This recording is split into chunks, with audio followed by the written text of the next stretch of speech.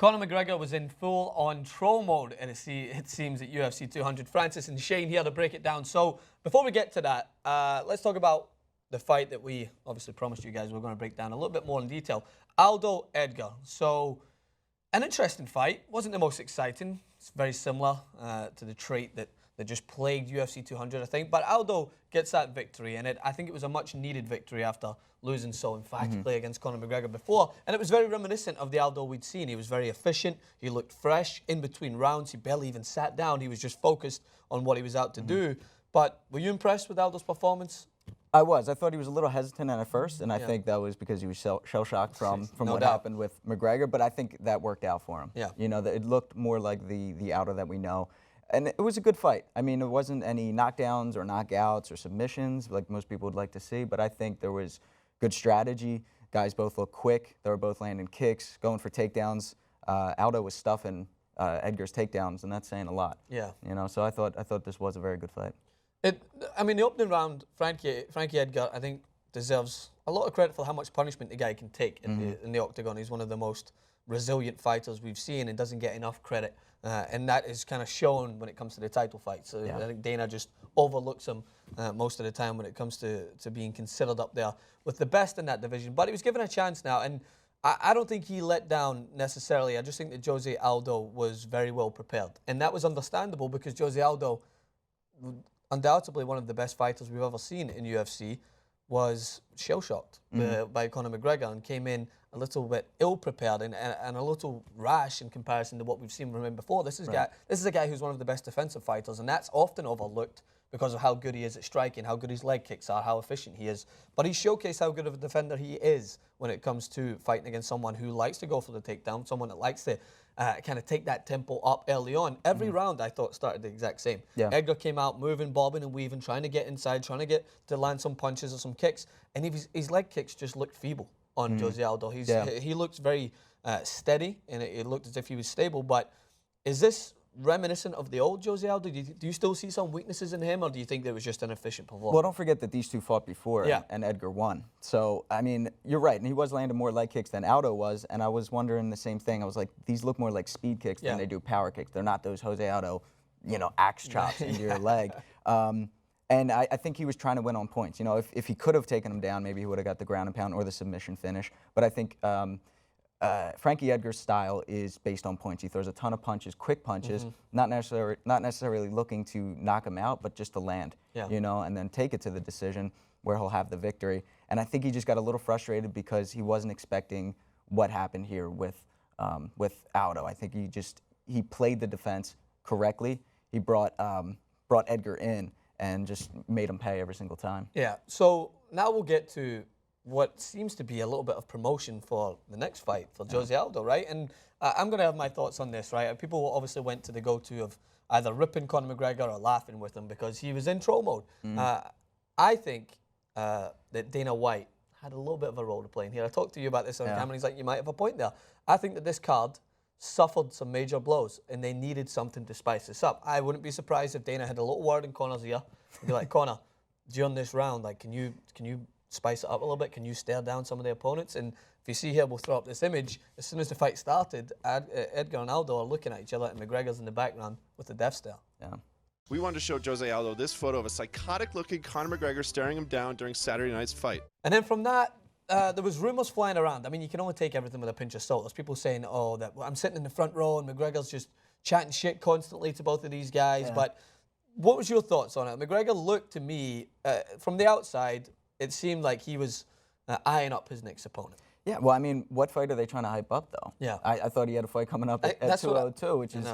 And if that were the case, if Dana White is trying to hype that fight up, then he's just cannibalizing 202 because people are going to want to watch the other one as compared to this one. But I think he should be focused on his opponent that he's got coming up next because he did well in the first round and a half, but after that, he got beat up. Yeah. And if he doesn't prepare properly this time around, same thing's going to happen. Yeah, it's right. So I'm a McGregor fan, and I think that he's essential for the sport. I've always said that. Me and Jason have went back and forth on it.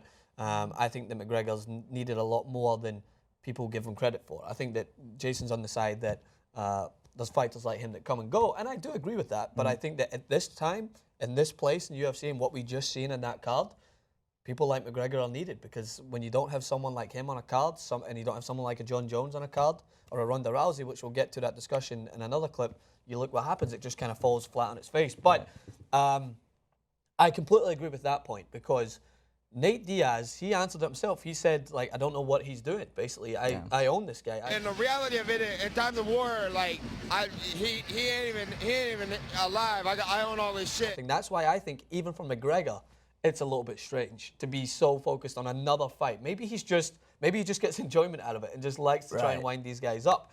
But it could fall flat in his face. Like, so let's play the hypothetical situation. McGregor wins against Nate Diaz.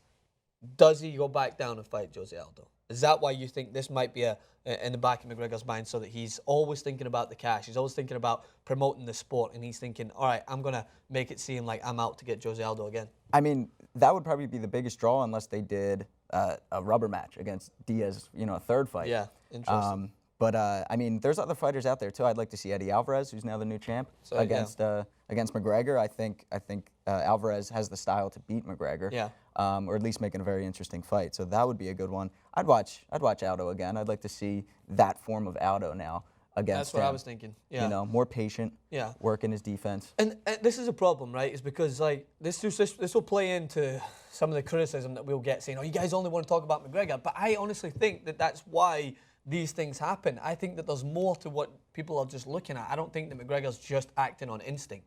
There's some sort of guidance in there. There's some sort of PR that Dana White probably is asking for, because the draw was the energy in that atmosphere that we have loved for the UFC was negative, I thought, for a lot of it. There was boos ringing around when it came to certain people fighting, and I think that people were just let down, mostly because of John Jones and what they'd expected to see. But the overall card, I think, was just lacking some spice. And I think that's what McGregor was trying to do, is add some spice in a fight. Like, every round, Aldo was touching gloves and Edgar wasn't even touching gloves back. I feel like it was a little bit of it was too nicey-nicey at times, if that's the way of saying it. I didn't get that sense of hatred that you see in certain other fighters that you would have got with Cormier and Jones, and you will get with Nate Diaz and McGregor. So do you think there's some substance in that? Do you think I'm onto something, or do you think I'm just clutching at straws? It sells. Hype sells. People, even though if you love him or hate him, it's the same thing with Floyd Mayweather. You're going to pay to watch him, because you're either going to pay to watch him win, you're going to pay to watch him lose.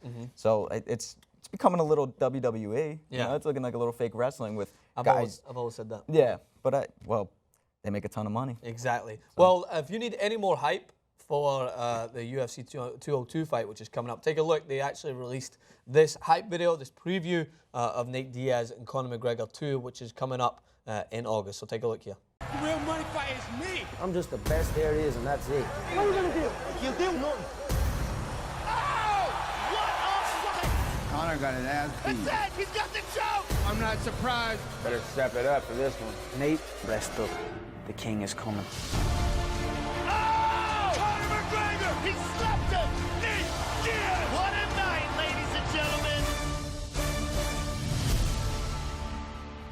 Well, I'm hyped for it, but I'm already hyped up for some fights in between. We've got Robbie Lawler's fight coming up, and hopefully we see some improvement overall. But thanks again for Shane for tuning in and for joining us here to discuss this card that I think just kind of let everyone down a little bit. But did McGregor have some outside information to go in and spice it up, or was he just acting on his own trolling instinct? Make sure to check out Shane's channel at fightTIPS. Plenty of good coverage over there. And come back for more clips here on TRIUMPHANT.